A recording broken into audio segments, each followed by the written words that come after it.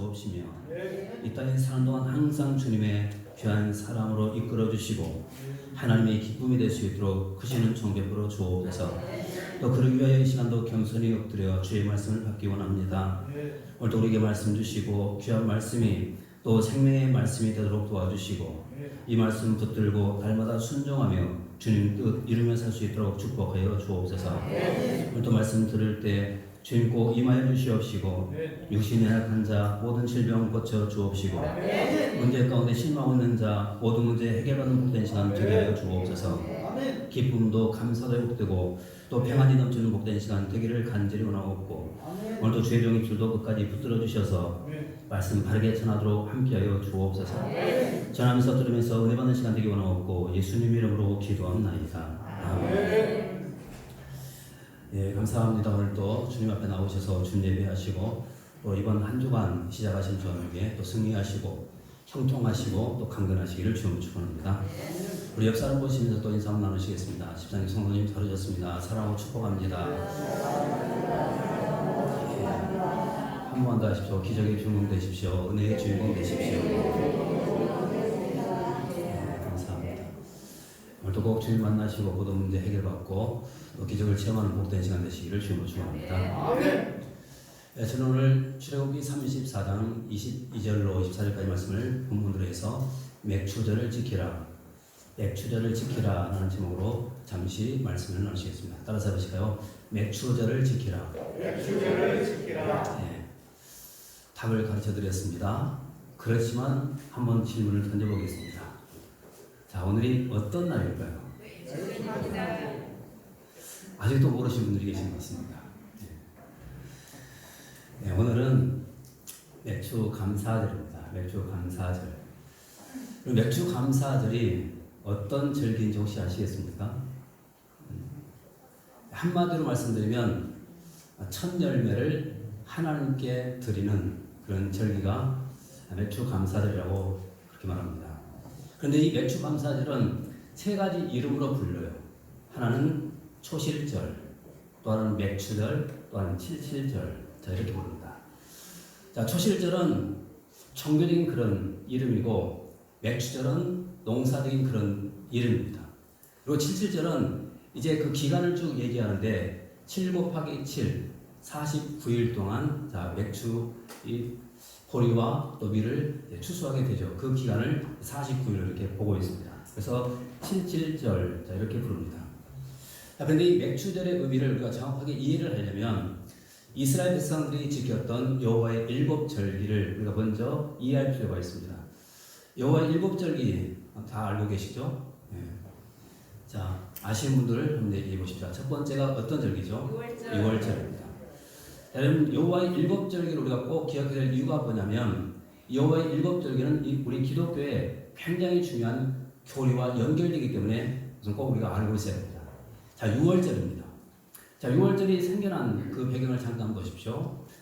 자, 하나님께서 이스라엘 백성들을 구원하기 위해서 애굽 땅에 마지막 재앙으로 내리신 것이 뭐냐면 장자들을 다 죽이는 겁니다. 자, 그렇지만 이스라엘 백성들을 위해서 구원의 방편을 마련하셨는데 어린 양을 잡고 그 피를 받아서 문설주에 바르고 임방에 바르게 되면 죽음의 사자가 왔을 때 너를 넘어간다. 자, 그렇게 말씀하셨고 또 그 말씀에 순종을 했을 때 진짜로 죽음의 사자가 찾아왔을 때 피 바른 집은 넘어갔습니다.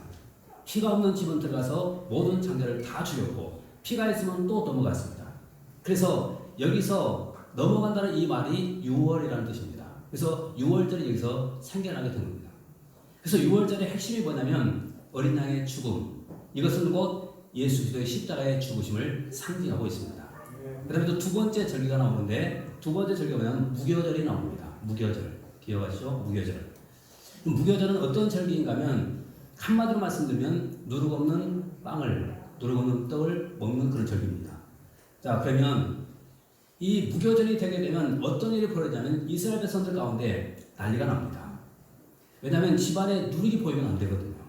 그래서 이 누룩을 전부 다 치워버립니다. 자, 이 누룩을 갖다 바깥에 버리든가 아니면 눈에 보이지 않도록 땅속에 묻어버리든가 그렇게 해서 이 모든 누룩을 싹 다 치워버립니다. 자, 그런데 성경은 이 누룩을 무엇을 말하고 있냐면 죄로 말하고 있습니다. 죄. 자, 그러면 이 죄를 땅속에 묻어버렸다. 그러면 생각나는 우리 기독교의 중요한 교리가 뭡니까? 예수 그리스도의 장사 지내심. 생각나죠? 다시 말하면 예수님 우리 모든 죄를 다 뒤집어 쓰시고 그분은 죄가 보이지 않도록 무덤 속에 장사가 되신 겁니다. 이것을 무연을 통해서 우리에게 말씀해 주고 있습니다. 그 다음에 또 세 번째 절기가 초실절, 그 다음에 또 맥추절, 그 다음에 칠칠절. 같은 말이라고 말씀드렸죠. 자, 초실절. 어떤 날입니까? 첫 이삭이 나오는 날. 첫 이삭을 거두는 날. 이것이 초실절입니다. 자, 그러면 생각해 보십시오. 자, 부활의 첫 이삭으로 나오신 분, 그분이 누구일까요? 주님이시죠. 그래서 이 초실절은 예수님의 부활을 상징하고 있습니다. 자, 그럼 세 가지 지금 교리가 나왔죠. 예수님의 십자가의 죽으심, 두 번째 예수님의 장사 지내심, 세 번째 예수님의 부활하심. 여기까지가 초실절에서 가르칩니다. 근데 초실절 그 다음에 나오는 또 절기가 있습니다. 그것이 뭐냐면 오순절입니다. 오순절. 자, 오순절 그러면 여러분 생각나는 사건이 있죠. 뭡니까? 예, 당연히 성령입니다. 성령 강림입니다. 그래서 오순절은 바로 성령 강림과 연결이 됩니다. 그 다음에 성령 강림이 있고 난 다음, 그 다음에 또 하나의 또 절기가 있습니다. 나팔절입니다. 나팔절. 여러분 나팔절 그러면 또 뭐가 생각납니까? 그리스도의 재림이 생각나죠. 나팔소리와 함께 주님이 재림하십니다. 그래서 나팔절은 바로 예수 그리스도의 재림을 얘기하고 있습니다. 그런데 나팔절 다음에 또 하나의 절기가 있습니다. 그것이 속죄절입니다. 속죄절. 이 속죄절은 한마디로 말하면 고통하는 절기예요. 근데 왜 고통하는 절기가 된 줄 아십니까? 이것은 그 시대의 심판을 우리에게 말씀해주고 있기 때문에 그렇습니다.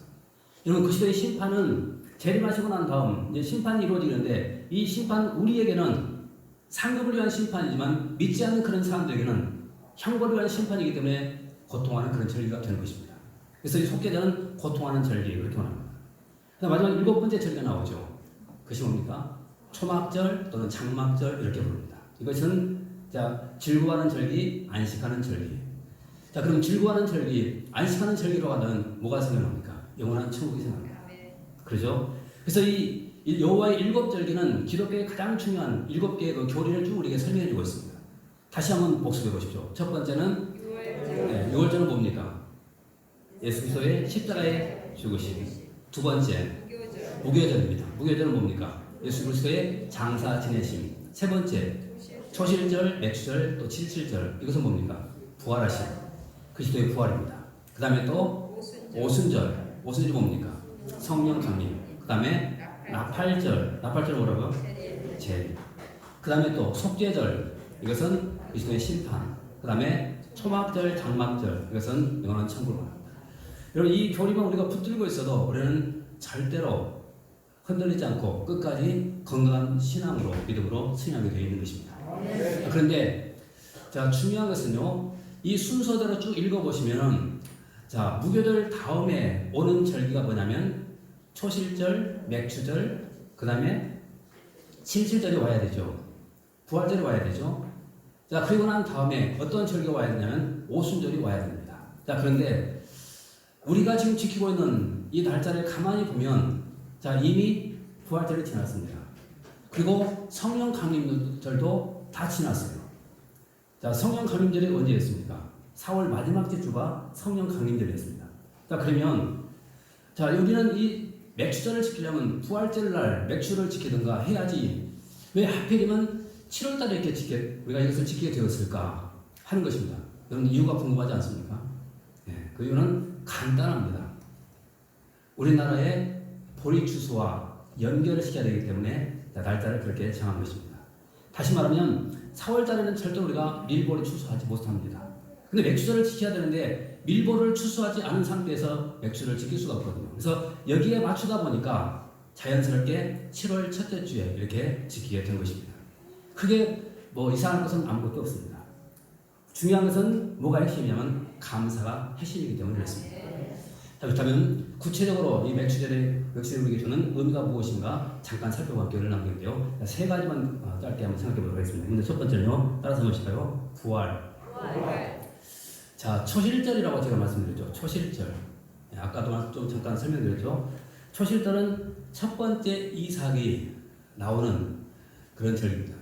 그래서 바치는 그런 절기예요.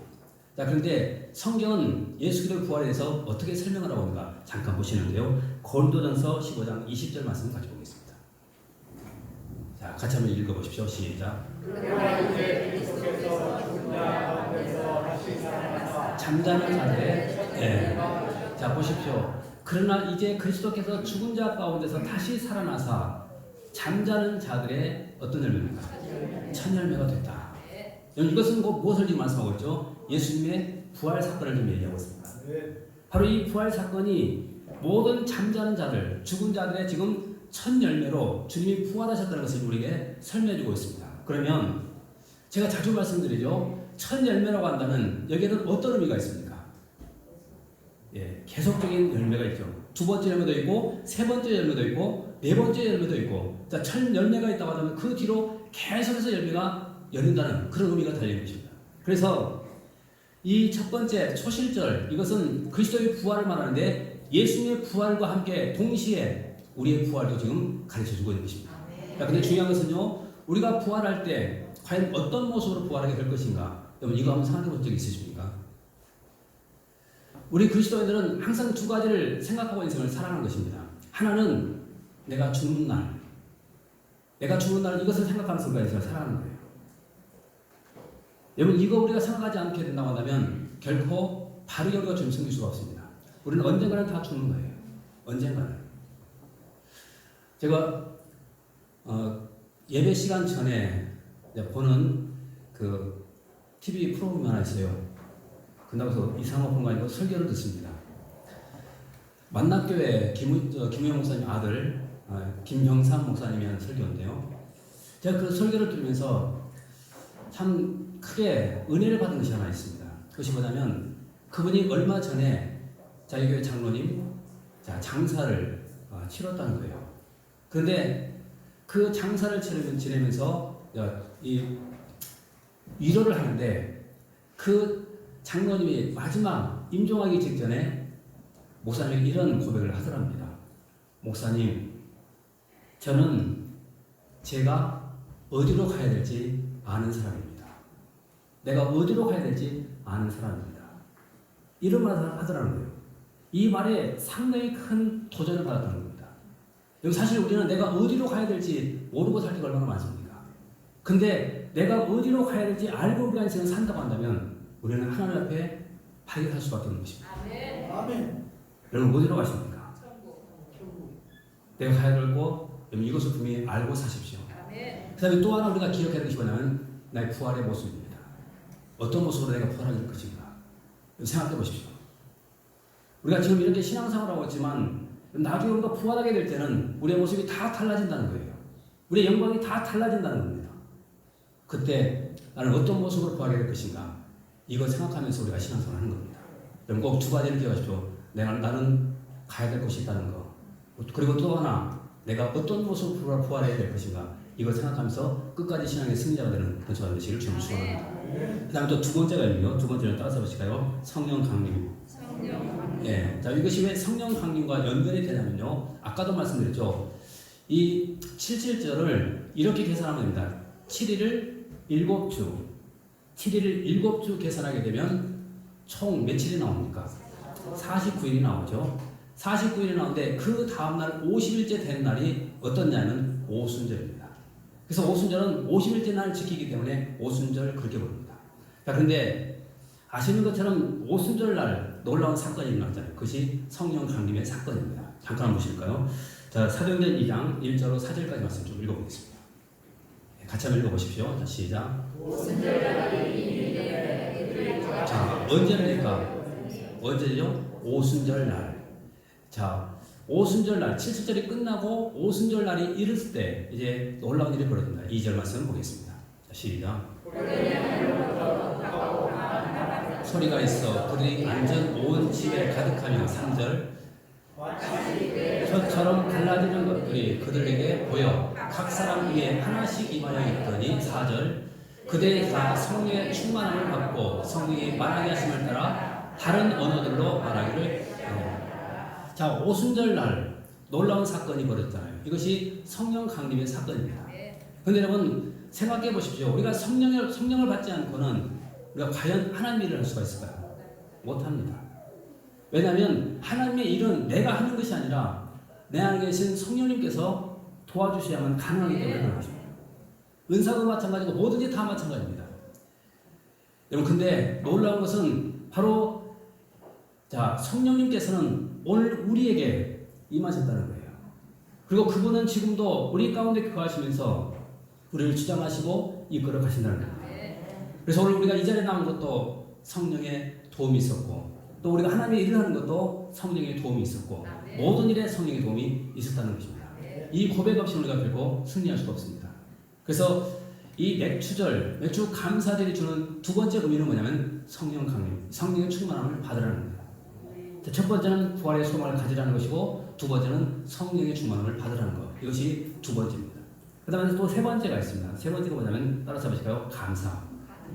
예, 감사합니다. 자, 아까도 말씀드렸죠? 자, 세 가지 이름으로 불린다고 말씀드렸죠? 자, 초실절, 그 다음에 칠칠절, 그 다음에 또 하나가 있죠? 맥추절. 자, 여러분, 추수를 하고 난 다음, 이제 하나님 백성들은 하나님 앞에 그것을 드리면서 뭐 해야 될까요? 감사해야 되죠. 감사. 여러분, 감사가 없이는 결국 우리는 안 됩니다. 특별히 우리가 그리스도인이라고 한다면 우리의 삶 가운데 이 감사의 열매는 항상 열려 있어야 됩니다. 신앙이 좋은지 안 좋은지 알 수 있는 방법은 그의 삶 가운데 감사가 있느냐 없느냐 이거 보면 알 수가 있습니다. 여러분, 감사가 있으십니까? 그러면 여러분들은 하나님께서 지금도 인정하실 그는 신앙이 이를 걷고 있는 것입니다.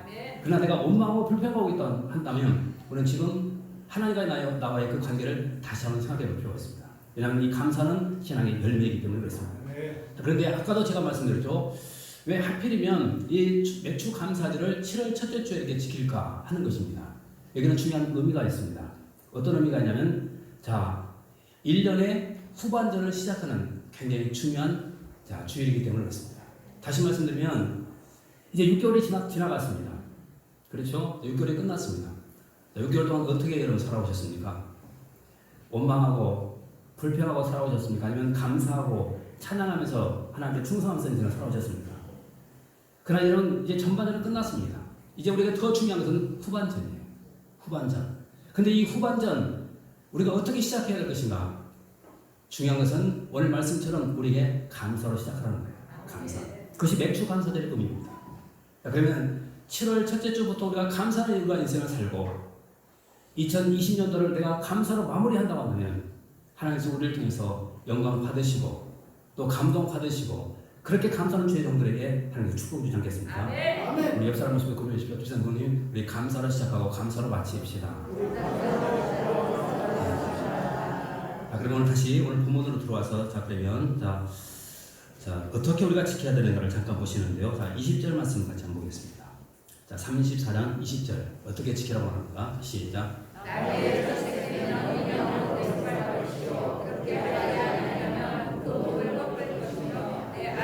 장자는 다 배속할지며 빈손으로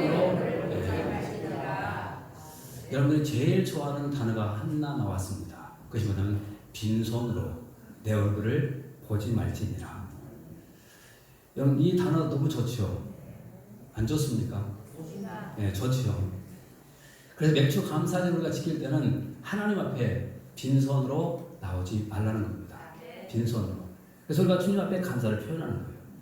그러면 누가 또 지켜야 되는가? 잠깐 보시는데요. 다시 23절 말씀 가지고 오겠습니다.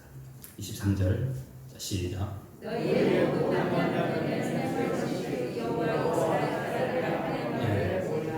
누가 지키라고 말하죠?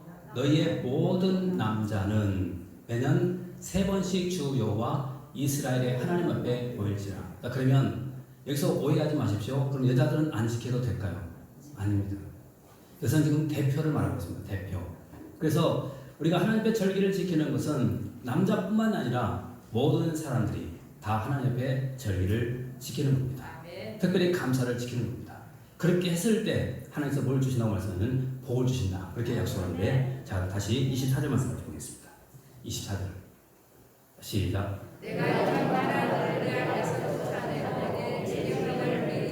내가 매년 3번씩 여호와의 하나님을 뵈려고 올 때에 아무도 내 땅을 보십시오.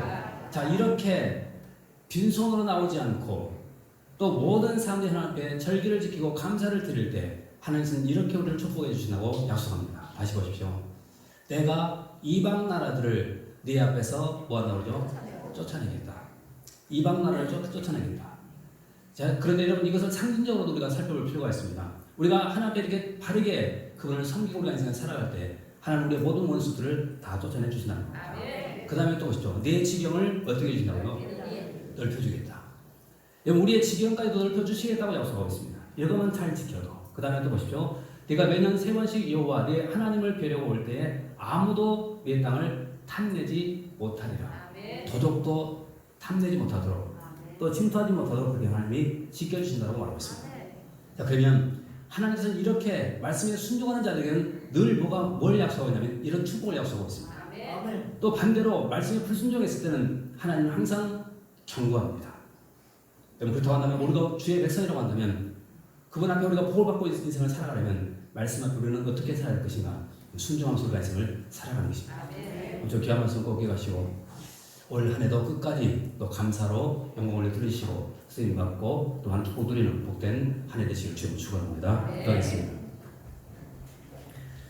은혜가 풍성하신 우리 아버지 감사합니다. 저희를 불러주시고 함께 말씀 나누도록 도와주셔서 감사합니다.